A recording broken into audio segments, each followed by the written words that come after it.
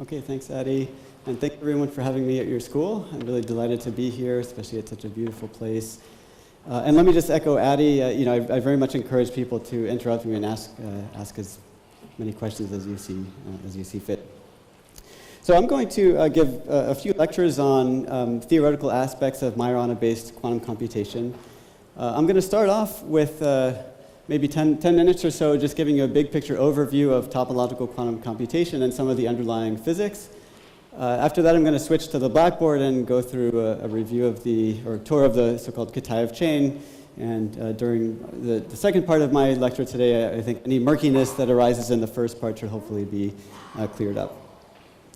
So let me start by reminding everyone that matter in our universe is ultimately made up at the microscopic level from ordinary bosons and fermions. And those quantum particles are defined by their exchange statistics. If you take identical bosons or identical fermions and swap their positions, the system's wave function either gets a plus or minus sign. Now, it's an amazing fact that if you combine large collections of bosons and fermions into a material, exotic phases of matter can form. And those exotic phases can support emergent particles called anyons that have much more interesting exchange statistics than those microscopic constituents. So my lectures, and also Charlie's, will be based on a particular kind of anyon, a so-called Nonabelian Anyon. That's the most exotic kind of emergent particle, arguably, that one can find in nature. So by way of introduction, suppose that you've made some novel phase of matter that supports these kind of emergent particles. Let me then describe some of their basic features that make them interesting from a basic science point of view, and then I'll tell you how those features also endow them with potential utility for quantum computation. So one interesting feature of Nonabelian anyons is that as you start nucleating them within your system, the system acquires an exponentially growing ground state degeneracy. So for example, if I start out with my exotic phase of matter and nucleate a pair of Nonabelian anyons inside of that system, then the system might have access to a pair of ground states. There might be 2 degenerate ground states that the system can choose from. If I introduce a second pair, that ground state degeneracy grows to 4. A third pair gives you 8 states, and so on. So you get this exponentially exploding set of ground states. Now that might sound like a weird feature, but I want to emphasize up front that ground state degeneracy by itself is not so extraordinary. In fact, I want to give you now an example of a completely trivial system that gives you exactly the same kind of exponentially growing ground state degeneracy. In particular, let's consider a system, just an ordinary insulator that hosts a bunch of free spin 1/2 degrees of freedom. And when I say free spin 1/2, I mean a spin degree of freedom that doesn't care energetically whether it points up or down. So you're going to get also ground state degeneracy in such a trivial system. And every time I add a new free spin 1/2 degree of freedom, I'll grow the ground state degeneracy by a factor of 2, giving rise to the very same kind of counting that I showed you for Nonabelian anyons. So that's true, but I want to sharply contrast the kinds of ground state degeneracy one gets in this trivial system and in this case of Nonabelian anyons. So first, at least as a matter of principle, I can imagine performing a series of local measurements of this free spin 1/2 system. For example, coming with a magnetometer and measure the local magnetization associated with each of these spins. And from those local measurements, I can, again in principle, reconstruct where my system lives in that ground state manifold. For Nonabelian anyons, this is impossible. There's no local measurement that I can perform, even as a matter of principle, that gives you any information about which of these states your system is actually populating.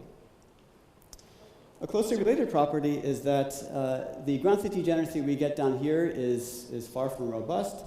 For instance, I can easily imagine applying local perturbations, for instance, local magnetic fields, which favor spin up over spin down, to partially or completely lift the ground state degeneracy for those free spin 1/2s. In contrast, the degeneracy that we get from Nonabelian anyons is robust. It's immune to arbitrary local perturbations, whether they're magnetic fields, electric fields, and so on, as long as those perturbations are not sufficiently extreme to take your system out of the phase of matter that gave rise to these Nonabelian anyons in the first place. Okay, so what we learned from this comparison is that Nonabelian anyons must carry some unusual zero energy degrees of freedom that are very different from spin flip sort of degrees of freedom. And those unusual 0 degrees of freedom encode a special kind of degeneracy consisting of states that are all locally indistinguishable from one another. There's no local measurement that you can make to distinguish any of those states. Okay, so that's the first essential feature of nonabelian anyons I wanted to highlight. Let's go a little bit further now and imagine that by some means you initialize your system into one of those degenerate ground states, which I'll call psi sub i. That's our starting state. And let's further take a pair of these nonabelian anyons and slowly exchange them, slowly move them around each other until they swap positions. So although those are identical particles, just like microscopic bosons and fermions that ultimately make up such a hypothetical system, that exchange does something that's quite extraordinary. Okay? So in particular, exchanging these nonabelian anyons fundamentally transforms your system's quantum state. So more precisely, after the exchange, you will end up in a physically distinct state within your ground state manifold. So more precisely, even more precisely, the exchange is described by a so-called braid matrix Uij, which quantifies precisely how that exchange rotated your system within that with indistinguishable ground states. Okay. So this is the remarkable phenomenon of nonabelian statistics. This is the most exotic sort of exchange statistics that nature allows us in principle to see. One point I should emphasize here is that this braid matrix Uij here is a rigid object. It doesn't depend on details of the specific path that you chose to exchange your particles. Rather, it only depends on global properties of which particles went around which and things like that. Okay, so that's the second essential feature of nonabelian anyons. The third is that they exhibit so-called non-trivial fusion rules. Okay, so fusion is the process where I take a pair of nonabelian anyons and bring them together, and I ask what that composite object looks like. So to put this property in perspective, you might imagine taking, let's say, an electron and a positron. These are elementary particles that are antiparticles of one another. If you bring them together, there's no question what's going to happen. They will annihilate one another. In the case of nonabelian anyons, there's never a unique answer. Okay, it might be that you bring two nonabelian anyons together, they could annihilate each other, or they could produce some completely different non-trivial kind of particle. Okay, so these are, if you want, the three basic pillars of nonabelian anyon DNA. Again, they give us locally indistinguishable, exponentially growing ground state degeneracy. They exhibit nonabelian statistics as well as non-trivial fusion rules. So I think from a basic science viewpoint, this is a pretty remarkable physical system. It turns out, as Alexei Kataev taught us a number of years ago, these particles also have potential practical applications. In particular, you can harness these peculiar features of nonabelian anyons to, in principle, build a intrinsically fault-tolerant, so-called topological quantum computer that's immune to errors at the level of your system's hardware. So let me give you the rough idea for how this program operates. So first of all, I can imagine encoding qubits in the space of locally indistinguishable ground states. So for example, if I have 8 states, then I have enough states to encode 3 qubits. So this state would be 0, 0, 0, 0, 0, 1, and so on down the line. Now that's a very nice way of encoding quantum information. Essentially the same property that makes it difficult for the user to perform local measurements and diagnose which of those states your system's realizing also endows those qubits with built-in protection against local environmental noise. So you have a very secure way of encoding in quantum information using the unusual zero energy degrees of freedom carried by these nonabelian anyons. So we also have a way of, in a fault-tolerant manner, manipulating the state of those qubits by virtue of nonabelian statistics. By performing these swaps, I can controllably rotate the state of my qubits in ways that I control depending on which particles I swap and in what order. So from this point of view, you can view those braid matrices Uij as quantum gates that are acting on your qubits. And finally, I can exploit this non-trivial fusion property for readout at the end of a computation. So I can imagine bringing these particles together. In doing so, I intentionally convert these locally indistinguishable ground states into locally distinguishable states that I can then read out via conventional means. Okay? And then I can get information about the state of my qubits and read out the answer at the end of a computation. I call this Alexei's $3 million idea because, in fact, he won $3 million for coming up with this scheme as one of the inaugural winners of the Fundamental Physics Prize some years ago. But the billion-dollar question in this field really remains outstanding, which is how do you build the hardware to bring Alexei's elegant idea to experimental life? So this is not an easy thing to do, mainly because Nonabelian Anyons are not so easy to find in nature. So let me very quickly, before I go to the blackboard, highlight some of the steps in the evolution and how we go about answering these questions nowadays. Okay, so first of all, the idea of Nonabelian Anyons as an in principle possible physical phenomenon came in the late 1980s by mathematical physicists. In those days, there was no candidate experimental realizations whatsoever. That began to change in the early 1990s. First, in the context of the quantum Hall effect, there was a certain exotic fractional quantum Hall state that was predicted to realize Nonabelian Anyons. Around a decade after that seminal realization, Reed and Green and Katai realized that the essential non-abelian physics of that strongly correlated fractional quantum Hall state could be found also in weakly correlated but still exotic topological superconductors.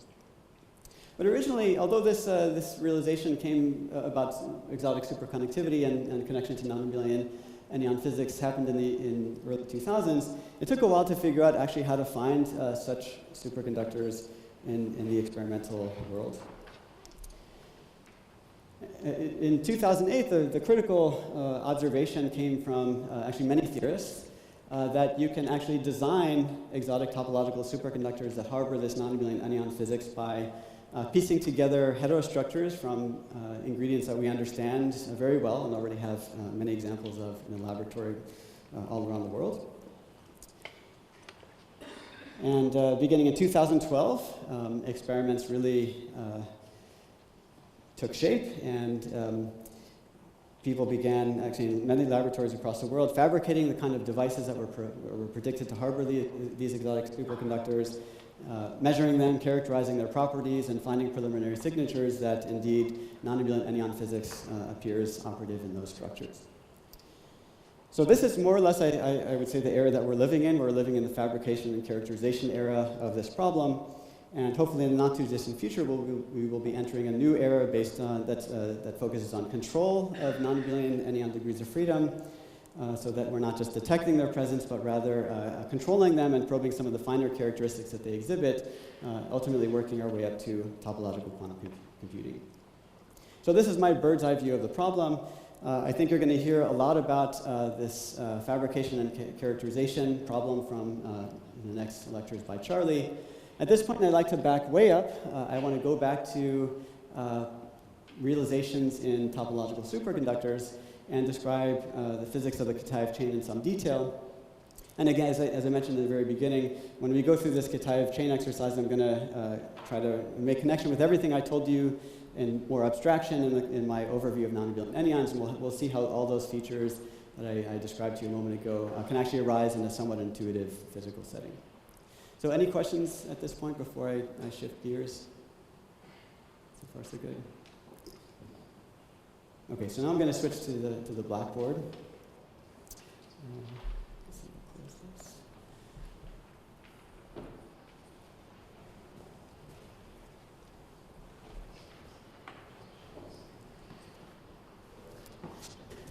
Okay, so the Katai of Chain is a toy model for a one-dimensional topological superconductor. The basic degrees of freedom are spinless fermions. The fact that they're spinless is extremely important for everything I'll say here. So I want to imagine taking spinless fermions that live on an n-site chain.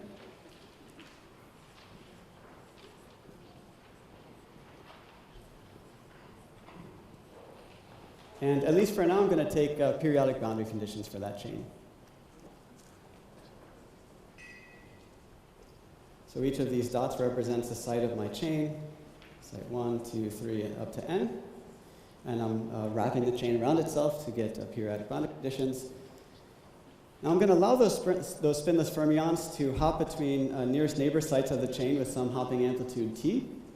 And I'm also going to allow them to form Cooper pairs when you have two fermions at neighboring sites, delta. Okay, so that's the ingredients of the Hamiltonian I'd like to write down.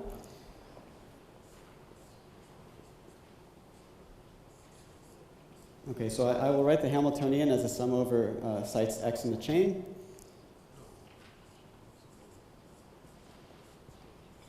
So Cx is going to be an operator that annihilates a fermion, spinless fermion at site x. Cx dagger adds a fermion at site x. Mu is going to be the chemical potential for those fermions. And then everything else that I write down will represent the hopping and pairing pieces. Just for convention, it's convenient to take a factor of a half, multiplying the pairing and tunneling terms. So here's a hopping term that just hops spinless fermions between adjacent sites.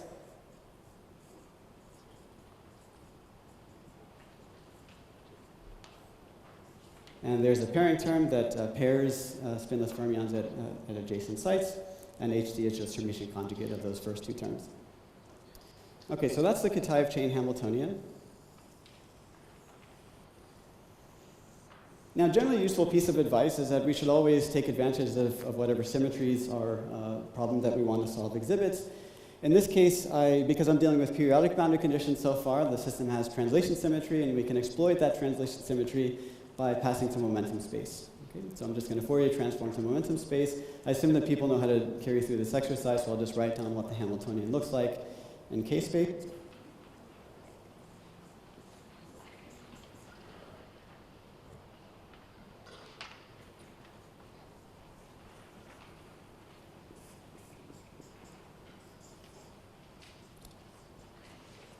So I get a sum over momenta in the Brillouin zone.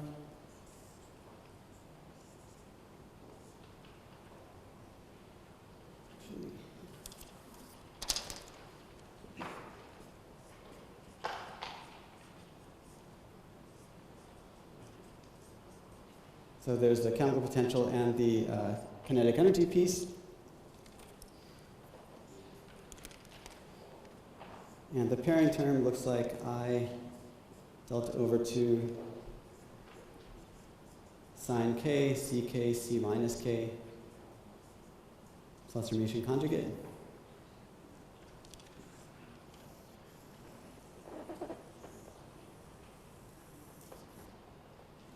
Okay, so the one feature I'd like to highlight of this Hamiltonian as written so far is that the pairing potential, when you go to momentum space, looks like delta times sine k. So when you take k to minus k, this pairing potential is odd. And that odd parity is actually forced on us by the fact that these fermions are spinless. Okay, there's no other option. Okay, so at this point I'd like to deduce the phase diagram of this model as a function of chemical potential.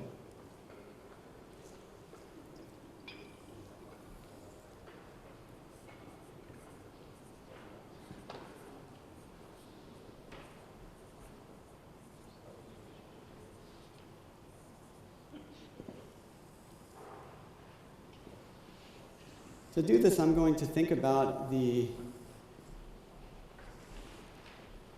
kinetic energy as a function of momentum. So kinetic energy is just minus t cosine k, this piece here.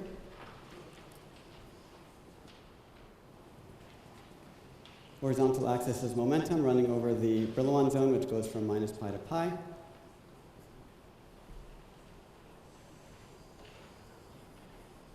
And that's just minus t cosine k. Okay, so what I like to think about now is for different values of the chemical potential, I want to ask a very coarse question. I just want to ask, is the ground state of the system gapped or gapless? Okay. So in other words, if I park myself in the ground state, do I need to pay a finite energy cost to create any excitations about the ground state? If so, then this is... it's the kinetic energy. This is just minus t cosine k. Okay. Just think about this as energy. All right, so let's start somewhere relatively simple. So if the chemical potential is down there, then we can ask, is the spectrum gapped? And in this case, certainly it is gapped. In fact, it's gapped even if I didn't have any pairing. Okay? Because if you want to add any particles to the system, essentially you have to overcome the energy difference between the bottom of the band and the chemical potential. And so this is certainly going to be describe a gapped phase when the chemical potential sits there. I'd also like to label this gapped state as a trivially gapped state. The reason I'm going to insist that it's a trivial gapped state is that if I take the chemical potential to minus infinity, then it's as trivial a state as you can possibly get. There's just the ground state has no fermions at all, it's just a vacuum. Okay. Any objections to that?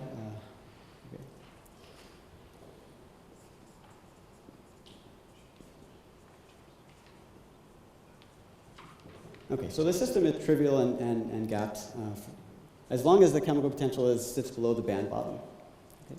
So now let's ask the same question when the chemical potential is above the top of the band. In this case, for essentially the same reason, I just have a filled band. The system is inert, and once again, I'm going to get a trivial gap state. Okay.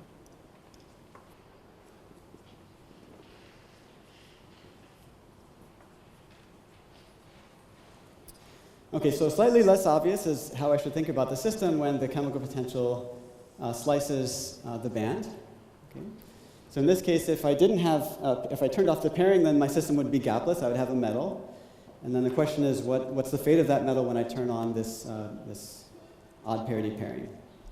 Okay. So in this case, actually, we're once again going to get a gapped phase, and you can verify this by explicitly finding a spectrum for that Hamiltonian. But I don't want to do that. I just want to note that the reason that you're automatically going to get a gapped phase here is that first of all, the states at k and minus k are resonant in energy, okay? And they are paired via a non-zero pairing potential because delta sign k is non-zero at the Fermi points. And that's essentially all you need to guarantee that you're going to get a gapped spectrum.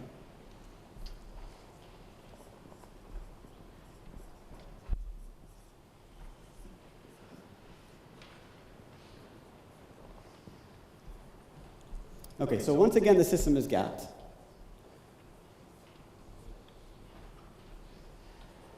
All right, so now what we need to do is figure out if the gap state that we get when the chemical potential, when we have a partially filled band and undergo pairing, is the same kind of gap state as we get up here and down here. And one way to ask that question is to figure out whether I can smoothly deform this gap state into one of the trivial gap states. If I can, then they're certainly the same phase. If I cannot, then I strongly suggest that these should be viewed as different phases of matter. Okay. So let's try to ask that question. Let's imagine trying to, let's say, beginning with chemical potential here and asking whether we can connect to this trivial gap state down there without the gap closing. So as I drop the chemical potential, can ask if anything singular happens along the way. So can I solicit suggestions from the audience? Or is that disallowed? Sign k becomes 0, exactly. So something special happens when the chemical potential just sits exactly at the band bottom. Okay? So at that point, in the absence of pairing, we have a gapless system because I have gapless excitations about the chemical potential. But when I turn on pairing, the special situation here is that delta sign k is 0 at the location of my gapless excitations, and so it doesn't do anything. At least it doesn't gap out the system. Okay, so this point is gapless. I'm going to call that mu c. That corresponds to some critical potential, chemical potential that separates two different kinds of gap phases. And for exactly the same reason, if your chemical potential sits up here, just at the upper edge of the band, delta sign k is also 0 at the Fermi points, and so once again we get a gapless system. Right. Okay, so this very strongly maybe proves that these are physically different, distinct phases of matter. And so now we can ask, what makes two different gap phases distinct? Okay. So there are, as far as I know, two options. Two gap phases can be distinct if they have different symmetries. In this problem, these gap states have exactly the same symmetry. They came from exactly the same microscopic Hamiltonian. There's no symmetry breaking or anything like that because I just have a free fermion Hamiltonian. There's no chance of getting something like that.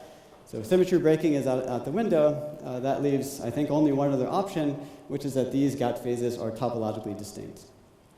And in fact, that's the right way to think about this. This gap phase that we get when we have a partially filled band that undergoes pairing is topologically non-trivial. Okay, so the moral of this story is that if you have a system of spinless fermions with a partially filled band, and you manage to gap that system out by turning on pairing, Cooper pairing, you more or less automatically get a topological superconducting state. Now that doesn't tell you what's interesting about that state. That's what I want to do next.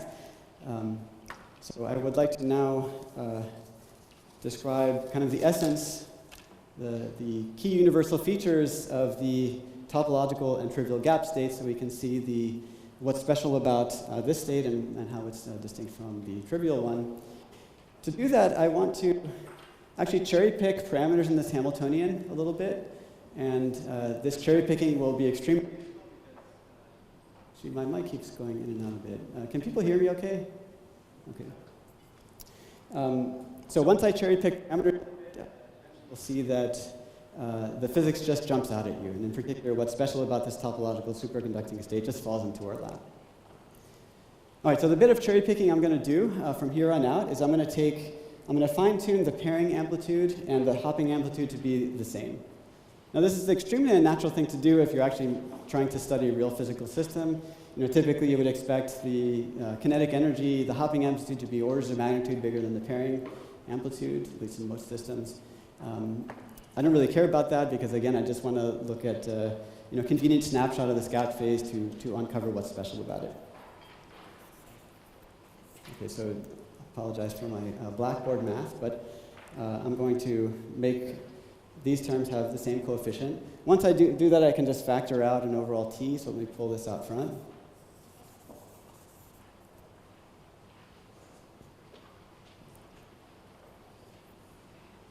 Sorry, I realize I'm doing something that's totally bad practice for teaching.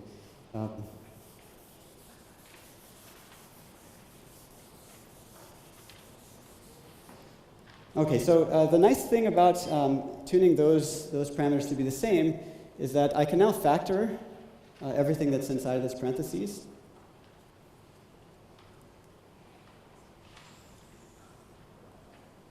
Okay, this can be written as cx times cx plus 1 minus cx plus 1 dagger. And let's just make sure that I got this right and didn't miss anything up. So if we look at, let's say, term, I have cx dagger cx plus 1. That's exactly this piece. If I look at this guy, that's minus cx plus 1 dagger. So if I anti-commute those fermions, I get rid of the minus sign, and then I'm just left with the Hermitian conjugate of this term, so that's good. And if I look at this cross term here, I get cx plus 1, that's exactly this guy, and this remaining term is just the Hermitian conjugate of that. Okay.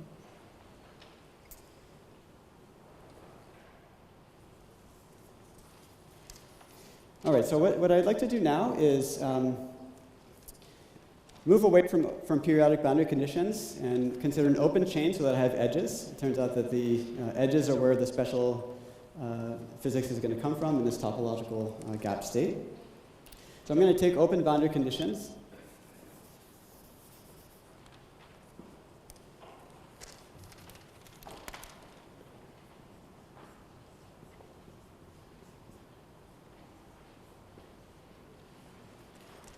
And I'm also going to introduce a particular decomposition of this Hamiltonian that, again, will be useful for exposing the interesting physics of this gap state. So specifically, I'm going to introduce a Majorana representation for these spinless fermion operators. So this may or may not be familiar, depending on if you've seen this sort of thing before. But maybe I should preface this by saying that everyone is surely familiar with taking a complex number and writing it as its real and imaginary parts. So this Majorana representation is akin to that, but applied to fermion operators instead of ordinary complex numbers. Okay, so my original spinless fermion operator is Cx. I'm now going to write that as 1/2 times gamma bx plus I gamma ax. Gamma b and gamma a are what are known as Majorana operators.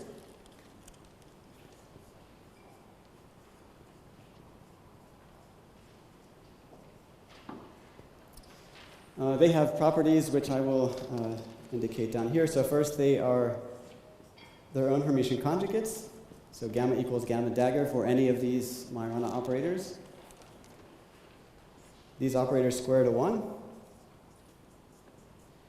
And if I take any two different Majorana operators, they anticommute with each other.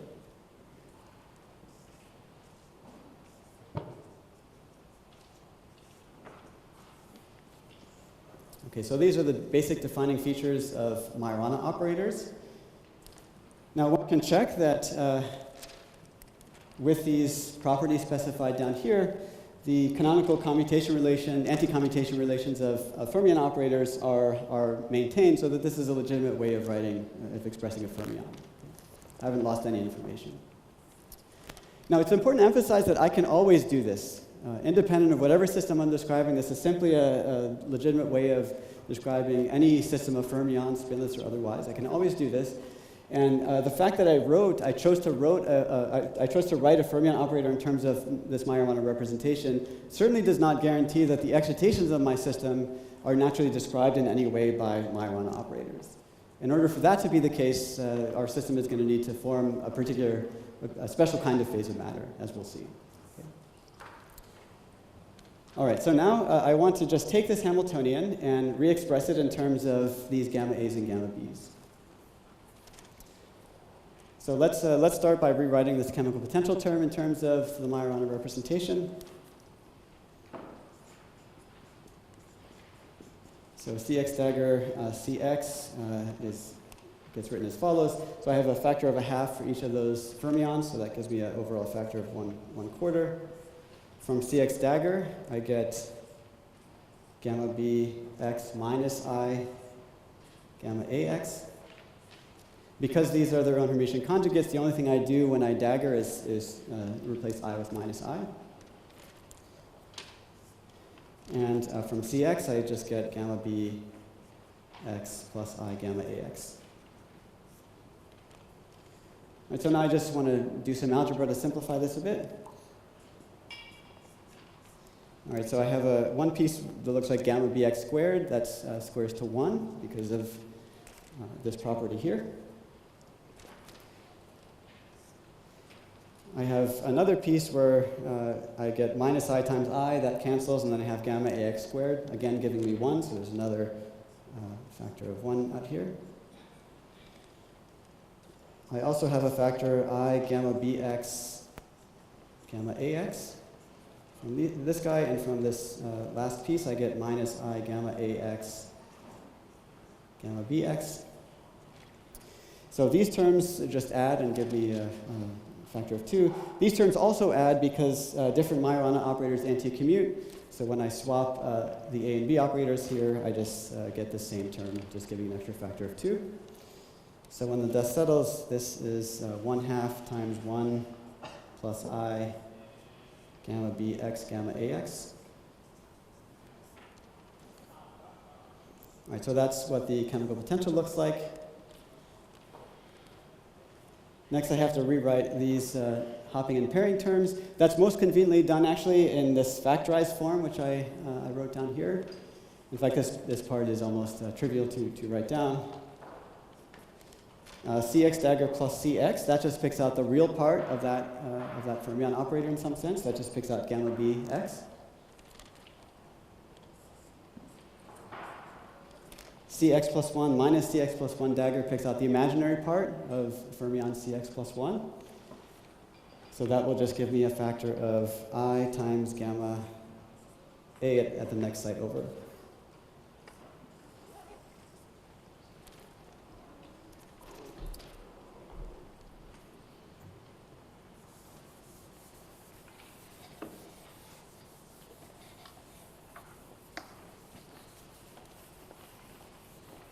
Can I ask how I'm doing on time?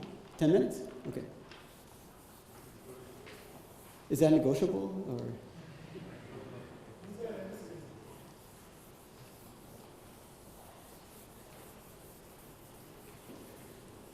I think I should be able to get at least close to that timeline. Okay, so when the dust settles, my Hamiltonian in this Majorana representation, there's an overall factor of I'm going to discard that constant. It's just a constant, so it doesn't matter. I have a factor of I from here, another factor of I from here, so I'm just going to pull that out front. And there's also a minus sign common to everything. I'll pull that out front as well. And a factor of 2 common to all terms. Okay, so there's an overall minus I over 2 out front. I have sum on all sites x, mu times gamma b x gamma ax plus t gamma bx gamma ax plus 1.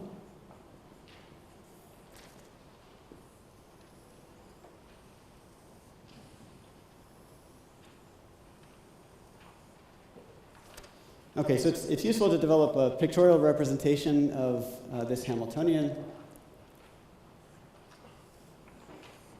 All right, so I'm going to represent by rectangles my original Cx fermions.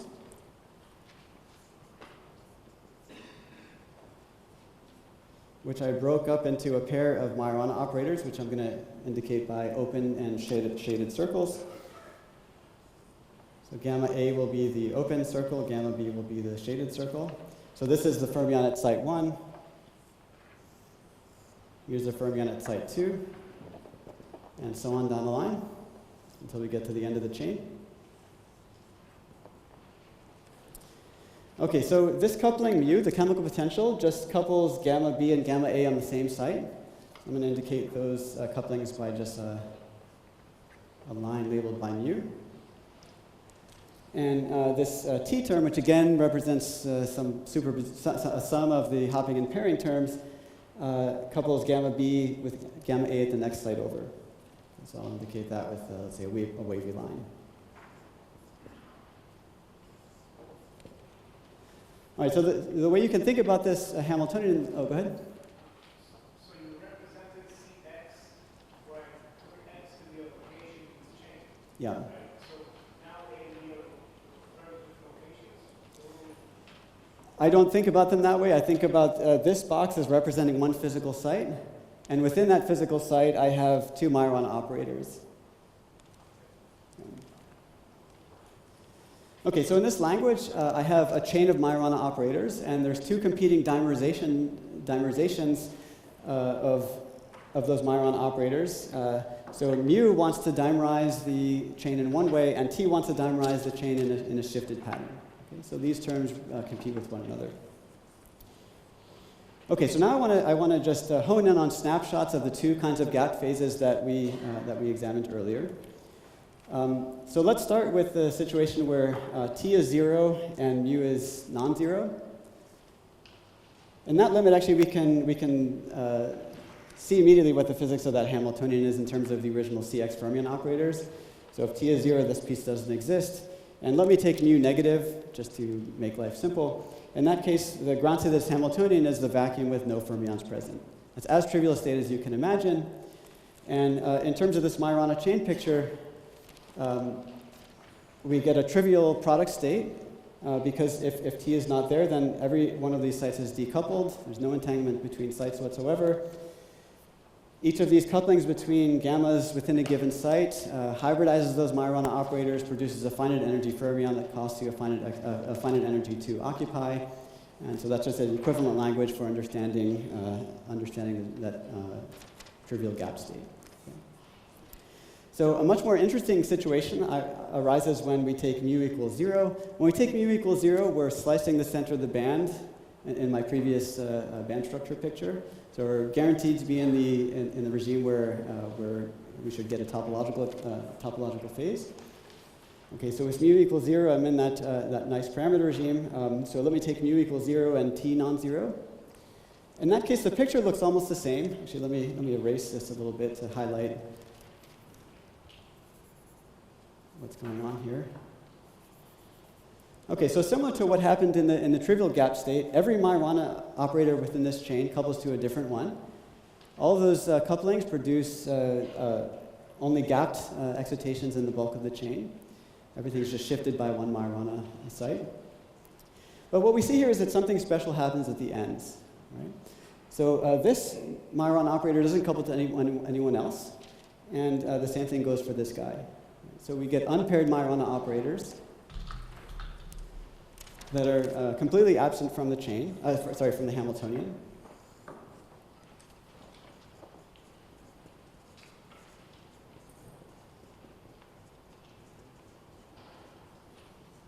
Since they're absent from the Hamiltonian, they should be associated with 0 energy degrees of freedom. They don't cost any energy to apply them.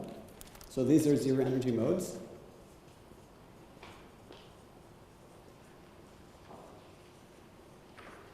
And these 0 energy Majorana modes are the engine, if you want, of all the interesting Nonabelian Anyon properties that I laid out earlier. Okay. So in whatever remaining time the organizers are willing to give me, I'd like to make contact with all those novel features that we described. 5 minutes, oh, that's plenty.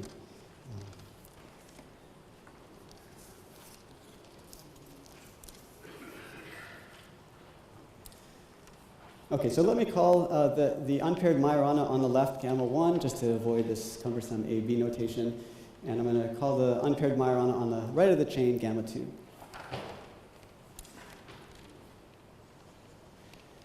All right, so here's my recipe for going between spinless fermions and gammas. So gamma 1, more explicitly, is just the A part of the fermion on site 1. So that's just the imaginary part, so it's just C1 minus C1 dagger divided by I. And gamma 2 is similarly just the real part of the spinless fermion on the opposite end of the chain. So it's a Cn plus Cn dagger.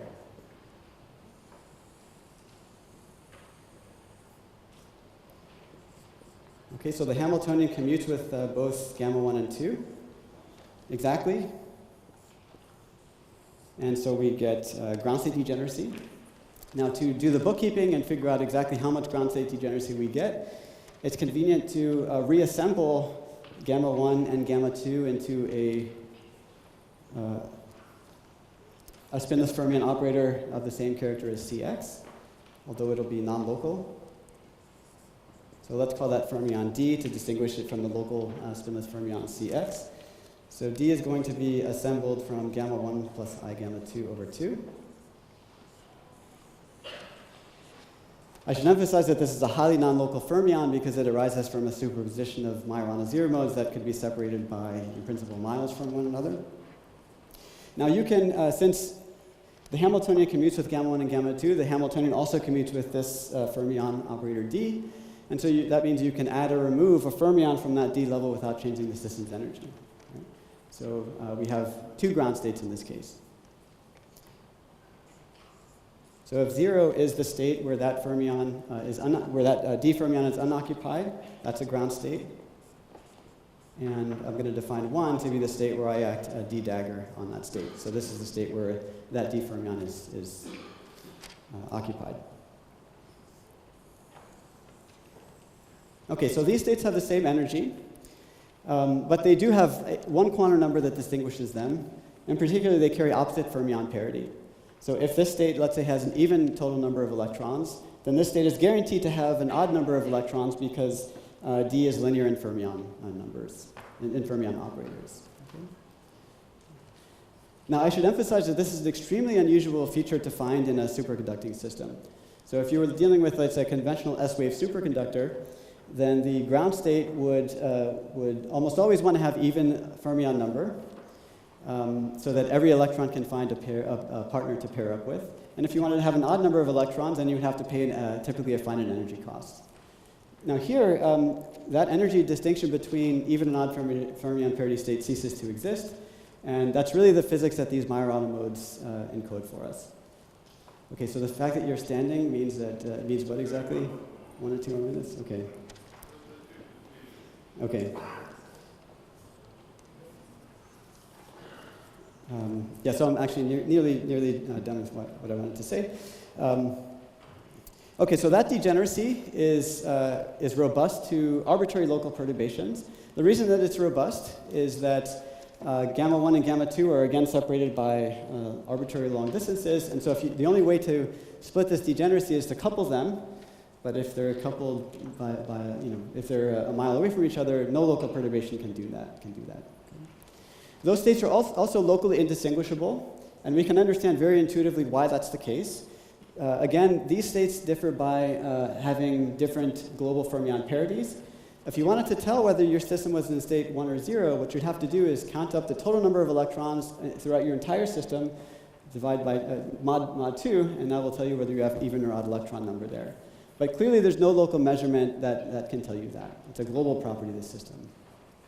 Okay, so that covers robustness to local perturbations of the degeneracy and local indistinguishability.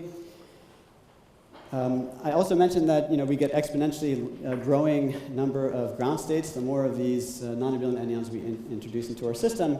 If you want to make contact with that property, then what you should imagine doing is taking a system that consists not of a single topological phase, but many topological phases.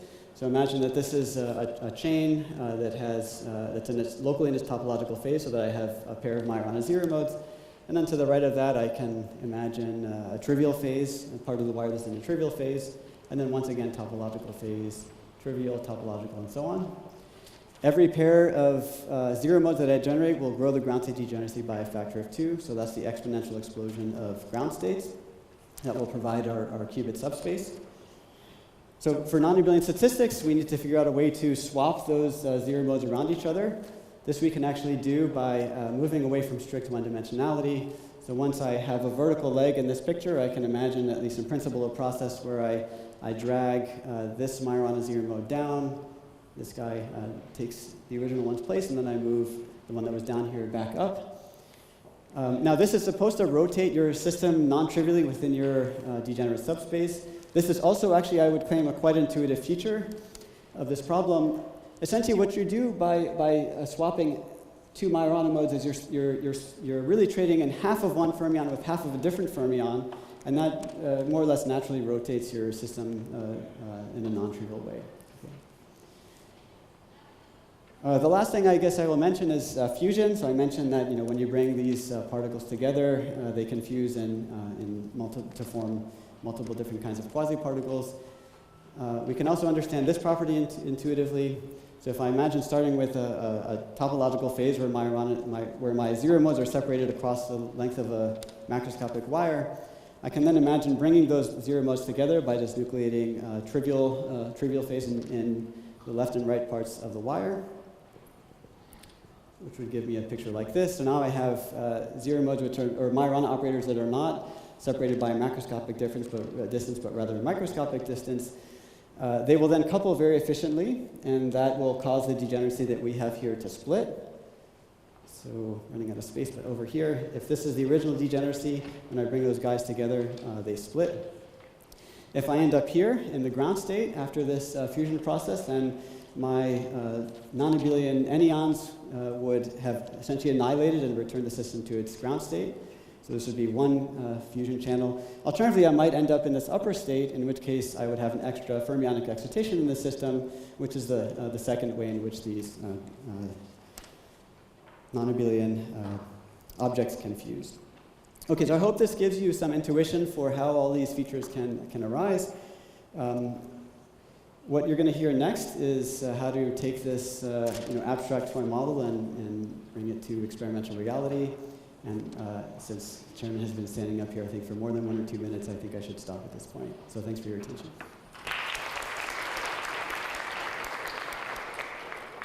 Thank you, Jason. Even though let's take a couple of questions.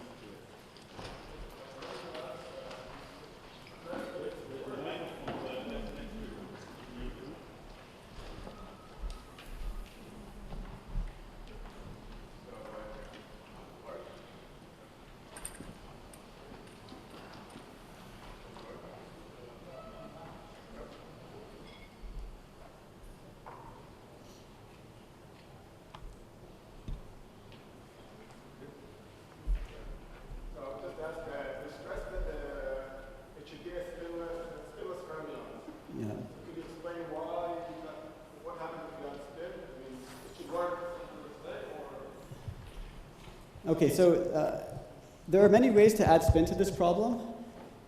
Maybe the minimal way that I can add spin to the problem without diverting completely from what I've done here is imagine that I have identical physics going on in the spin up and spin down sector. Okay, so in that case, I could imagine that I have similar pictures to what I drew here, but there's spin up and a spin down sector. Now, if you didn't have any symmetries that prevented these Majorana operators from hybridizing with each other, then you lose basically all of the novel features that I described previously. So the degeneracy would not be robust. Generically, these guys would split. So there is a Z2-ness to this problem. So, one chain is good. Two chains is bad because two chains are bad because you can couple pairs of Majorana zero modes and just kill everything. Now 3 is back to good, actually. So if I had 3, then that's again good news. Now there's a whole other side to this story. There are so-called time reversal invariant topological superconductors, which can actually support unconventional zero modes that are stable at the end, but there's actually some nuances that prevent you from doing a lot of the interesting things that you would like to do for these spinless systems. But it's a very good question, thanks.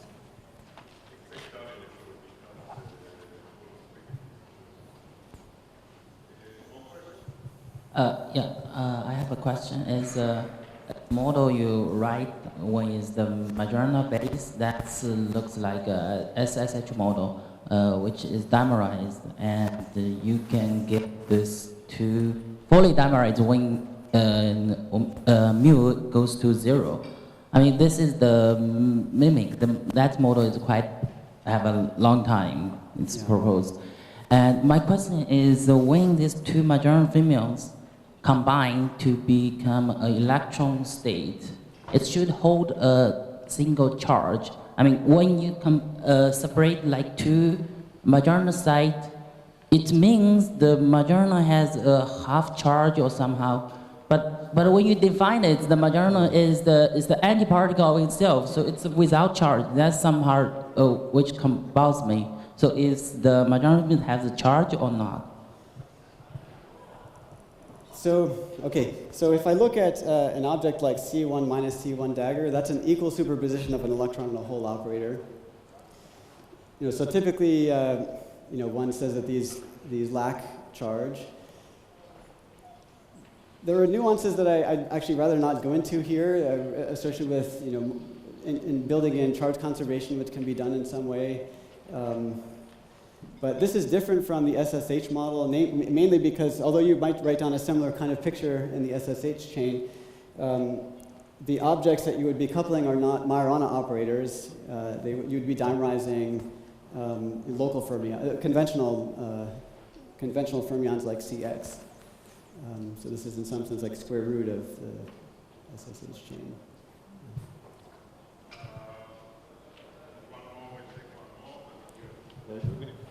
There must be a way to give us the flavor. How do you deal with the system in which the hopping and tunneling are not equal? Delta and T are not equal. Okay. So I would have said that if I had more time, but now that you asked, thanks for raising that. So you might at this point be very skeptical about the applicability of any of this physics when I cherry-picked the Hamiltonian in such an unnatural way. So, how does the physics change if I take t not equal to delta and mu not equal to 0, which would be present in any real-life system? So the good news is that this physics survives with some caveat that needs to be injected into the discussion. Rather than having Majorana zero modes that are localized to just a single site, as I have here, in the more general parameter regime, as long as you're within the topological phase, the zero modes would still survive, but they would be exponentially localized to the edge of the chain rather than existing on a single site. So because they exponentially localize into the chain, in any finite system, these gamma 1 and gamma 2 operators would overlap to some degree. And so that causes this splitting between these 0 and 1 states to be non-zero. but it's exponentially small in the length of the system. So actually, pretty much everything I said in my talk concerning robustness to local noise and degeneracies and so on, those statements should always be understood as modulo exponentially small corrections that come from those residual overlaps. Does that help? Okay. So I think we'll stop here. Thank you, Jason. Thank you.